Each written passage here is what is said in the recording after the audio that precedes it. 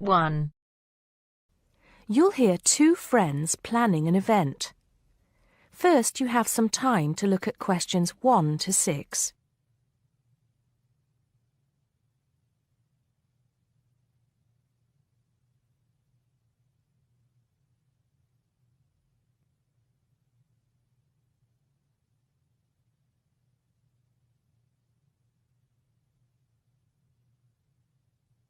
Now we shall begin. You should answer the questions as you listen because you will not hear the recording a second time. Listen carefully and answer questions 1 to 6. Hello, Joan. I'm glad you could come. Hello, Peter. What's up? Is something the matter? No, everything's fine. It sounded urgent on the phone. Did it? It's just that I've had this idea and I wanted to see how soon we could get it off the ground. Well, don't keep me in suspense. You know they're planning to close down the local clinic. It was in the newspaper yesterday, but most people have actually known for some time. Well, I thought we should do something about it. What did you have in mind? I thought we could organise a charity event and donate the money to the clinic. I know it doesn't sound like much, but it will show the local council how we feel and that we mean business. That'll take quite a lot of organising.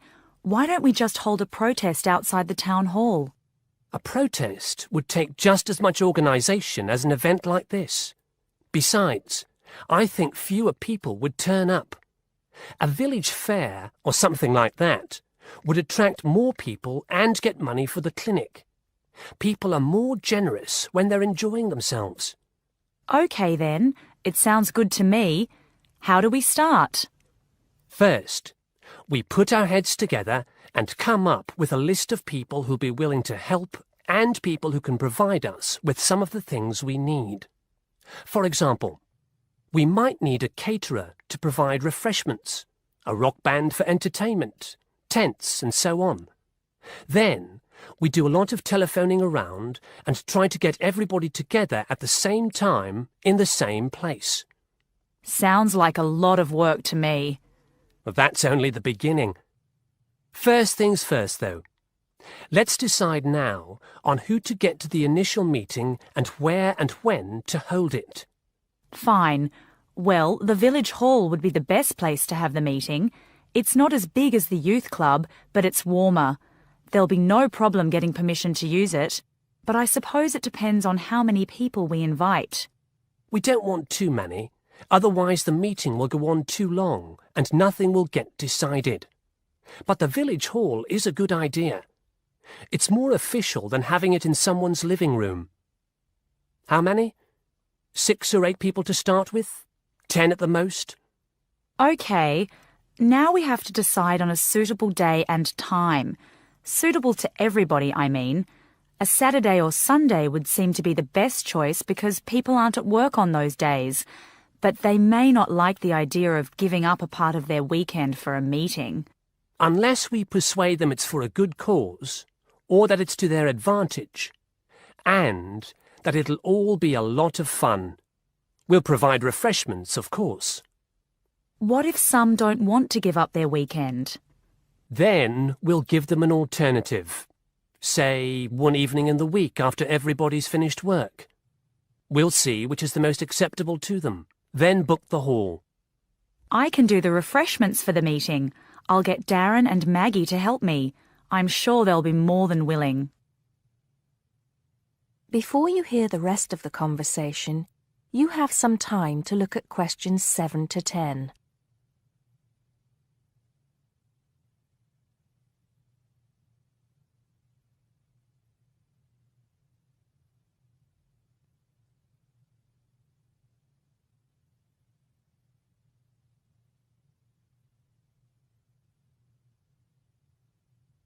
Now listen and answer questions 7 to 10. So, what's next on the agenda? A list of who we want at the meeting. Yes, of course. Obviously, we want someone from the clinic. I think Dr. Perkins would be best. He can tell us exactly what the financial situation is there. You know, how much money it takes to keep the place running, and how important it is for the community to have the clinic. The vicar too. He can rally lots of support. And Mr. Sims, our Member of Parliament. He is very busy, but I think I can persuade him to come, or get his wife to persuade him to come. I see her quite a lot socially. That's great. 2 other people I have in mind are Freddie Smith. The journalist? Yes. Well, he's the editor of the local paper now, and might be useful. He might let us advertise for free, and he'll know how to go about getting leaflets and posters printed. That's another thing. We'll need volunteers to put leaflets through people's doors and stick up posters all over the place. We can decide that at the meeting. What about the other person? What other person? You said you had 2 people in mind, Freddie Smith and... Oh, yes, Mr. Gates. Mr. Gates. Do I know him? You must do. He owns Greatfields Farm. We need a large area to hold the fete. Right. So how many have we got then? 7 or 8? There's Dr. Perkins, Mr. Sims, that journalist... Freddie Smith, you mean? Yes, him. And the vicar and Mr. Gates, the farmer. That's only 5. There's you and me. That's 7. That will do for now. Let's start making phone calls. That is the end of part 1. You now have half a minute to check your answers.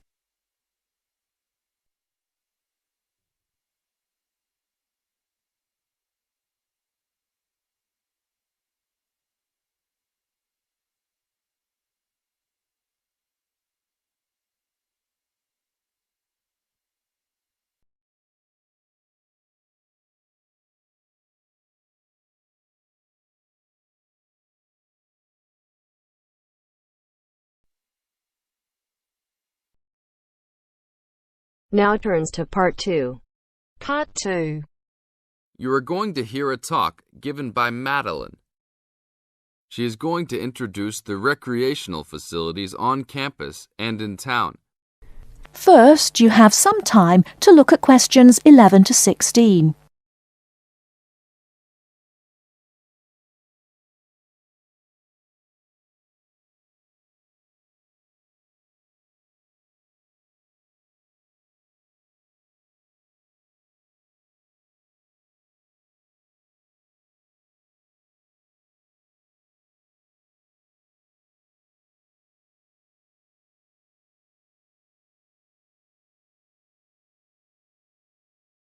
Now, listen carefully and answer questions 11 to 16.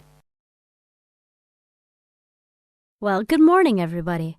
My name's Madeline Stewart, and I'm here to tell you about the recreational facilities available on campus, and also to tell you something about what the town has to offer. You may already know that your students' union membership also includes membership of the sports union, which provides a range of sporting and recreational facilities on campus, much the same as those in most British universities. The sports union has football, tennis, and cricket teams in local competitions. And really, most sports are catered for in some way on campus, even if they're just social matches. In the building itself, there are fitness classes and a full gym, including weights. The sports union can also provide cheap tickets to some major sporting events. And to keep you up to date with everything available, there's a weekly newsletter distributed around the campus. You should check this to find out the names and phone numbers of the contact people for each sport or activity you're interested in. Yes, did you have a question? Yes, apart from what you've just said, does the sports union offer individual help in any of its activities, for example, in getting fit and healthy? Yes, we do. The sports union has a fitness assessment clinic every Friday, staffed by the resident sports trainer, who can provide advice on the best program for you and refer you to various charts. I'm sure you all realize that for any medical assessment or health problem, you should go to the University Medical Service. The sports trainer can also advise you on a suitable training program using the weights. And now on to Ashbury. Before you hear the rest of the talk, you have some time to look at questions 17 to 20.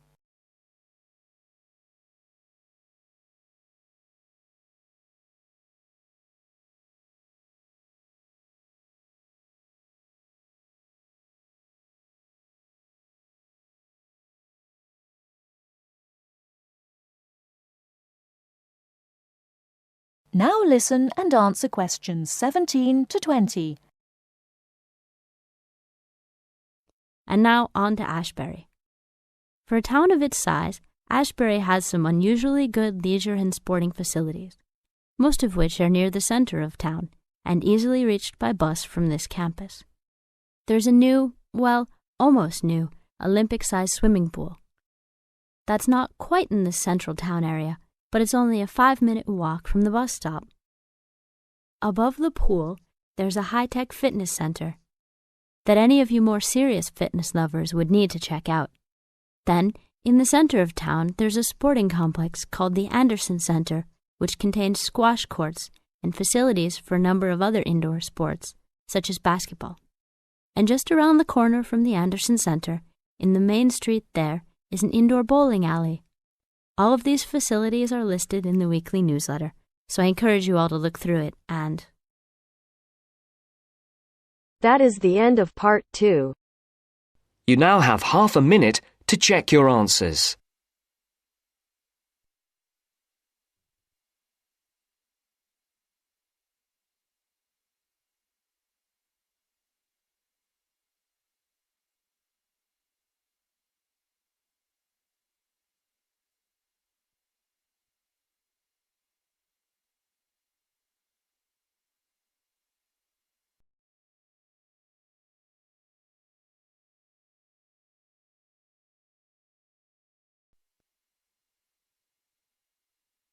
Now turns to part 3. Part 3. You'll hear a lecturer talking to students about America in the 1960s. You have some time to look at questions 21 to 26.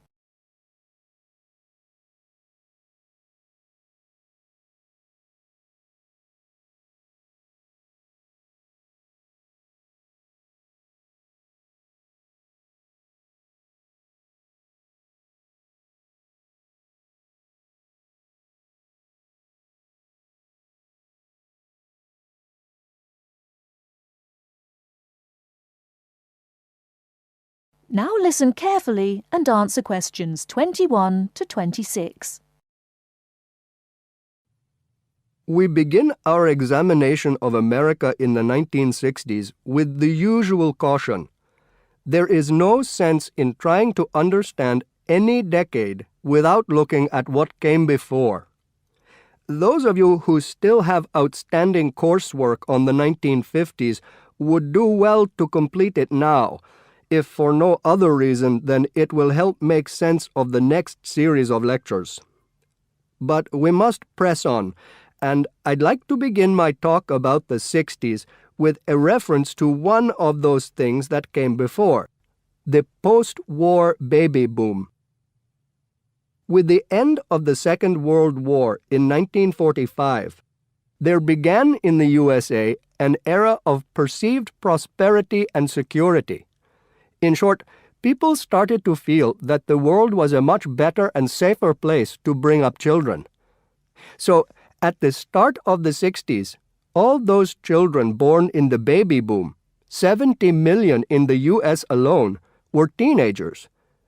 As the 60s progressed, and as this large number of people approached adulthood, there was a noticeable shift in the balance of power, and young people began to have a voice in ways that were not considered possible in the more conservative atmosphere of the preceding decade. Things were moving forward at a rapid pace. The literature of the time brought out all the taboos. Everything was covered, such as race in, for example, the book To Kill a Mockingbird. The role of women changed, and equality for women, well, let's just say that once certain books were published, women were no longer going to be satisfied with their roles as devoted wives and mothers. Through literature alone, the whole fabric of society was challenged, and by the end of the 60s, things would never again be as they had pretty much been for the preceding 40 years. It was a decade of protest, civil rights protests, feminism, the rights of minorities, the Vietnam War. All these causes led to peaceful and not so peaceful protests on college campuses and elsewhere. People had been given freedom of speech and they were going to use it. The crime rate rose to 9 times what it was in the 50s, as respect for the old order faded away. But it was also a time of great development. In medicine, the 60s saw the first heart transplant.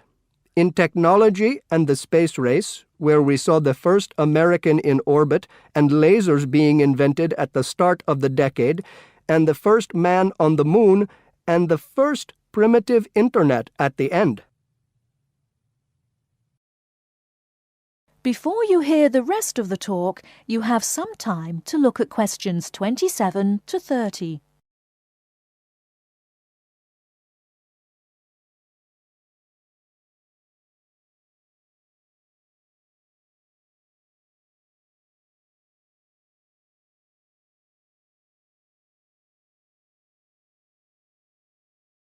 Now listen and answer questions 27 to 30. None of this, good or bad, might have happened if things in 1962 had gone slightly differently. On October 16th, President John F. Kennedy met with his closest advisors at the White House. They had obtained photographic evidence showing that Cuba was building or installing nuclear weapons. It was widely believed that Cuba was preparing to fire these weapons at cities in the USA. Kennedy was faced with 3 choices: to try to resolve the crisis diplomatically by negotiating with Cuba and the Soviet Union, to take action to block the delivery of more weapons into Cuba, or to attack Cuba, destroying their weapons. Believing that the first option would end in failure and that the third option would lead to war, it was the second option that Kennedy chose. In doing so, he succeeded in preventing the buildup of more missiles. The Soviet Union then withdrew the weapons from Cuba. Most historians agree that if Kennedy had acted differently, the episode would have led to a full-scale nuclear war between the United States and the Soviet Union. Millions would have died, and the world would have been changed beyond recognition. That is the end of part 3. You now have half a minute to check your answers.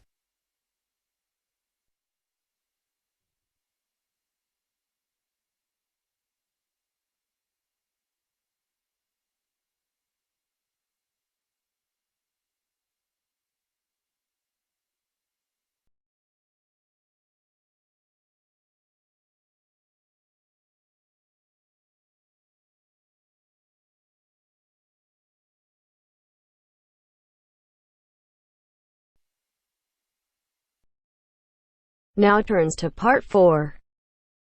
Part 4. You'll hear a program on the city of Brisbane. First, you have some time to look at questions 31 to 40.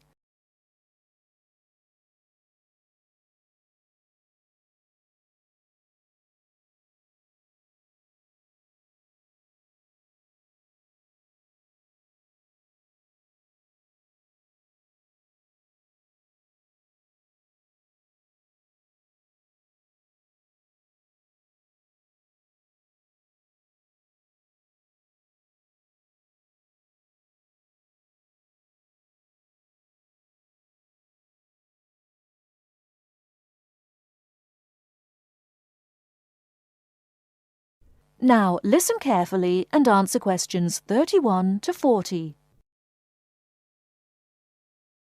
Today in our Around the World program, Mr. White is going to recommend a charming city to you, Brisbane. Good morning, ladies and gentlemen. Have you ever been to Brisbane? Well, if you are looking for a mild climate, a relaxed atmosphere, and a lot of culture, Brisbane might be the place for you. Its sunny cafes and offshore islands attract surfers and sun lovers, but it is also the arts capital of Queensland, with many museums and art galleries. This thriving artistic setting mixes well with Brisbane's beach town atmosphere. Together, these two qualities make Brisbane a very desirable place to live. No wonder since 1980 over 500,000 Australians have moved here. Brisbane is now Australia's third largest city. English settlers living in Australia established Brisbane in 1842. At that time, more than 100,000 Aboriginal Australians were living in Queensland. As the settlers discovered Queensland's resources, more and more of them moved in. Regretfully, the settlers drove the Aboriginal Australians from their lands. By 1859, Brisbane had grown into a prosperous city. In 1988, the world watched as Brisbane hosted the World Expo. This international fair showcased new technology, but it also showed off the city of Brisbane to the world. Brisbane also hosts a wide range of events year-round. In April, everyone can enjoy a few laughs at the Comedy Festival, and movie lovers will enjoy a film festival that takes place every August. For 2 weeks in September, there is an outdoor festival of the arts. In October, a music festival draws a large crowd. And in January, you can see Brisbane's most bizarre event. You may be surprised to hear that. The annual cockroach races. That's right, people really do train and race cockroaches. Brisbane's nice climate and compact design makes it easy to explore on foot. Follow the golden arrows in a footpath around the city centre. This will lead you on a tour of Brisbane's historical district. From the city centre, take a boat across the Brisbane River to South Bank. This area is popular for its bike paths, beach and weekend market. Hundreds of artists display their wares at this market. It's a great place to pick up some interesting handicrafts. Well, I think what you must be interested in is the unique native animals. Yes, you shouldn't visit Australia without seeing its trademark animals, the koala and kangaroo. The Lone Pine Koala Sanctuary has both. It is located just outside the city centre in beautiful parkland. You can hold one of the park's 130 koalas or feed the kangaroos. Another quiet refuge from the city is Mount Coot-tha, about 8 kilometres from Brisbane. On a clear day, it offers spectacular views of the city. It also has hiking trails and beautiful gardens. Along the Brisbane River, a sunset cruise is also very relaxing. The areas around Brisbane are impressive. A coastal drive south of Brisbane will take you along the Gold Coast. This famous coastline boasts some of Australia's best beaches. Stradbroke Island is another easy day trip from Brisbane. A cliff on the island called Point Lookout offers a great view. From there you can see dolphins swimming below. Brisbane Forest Park, to the north of Brisbane, is a great place for hiking and camping. These great getaways, along with Brisbane's own laid-back charm, make this city an ideal place to visit. That is the end of part 4.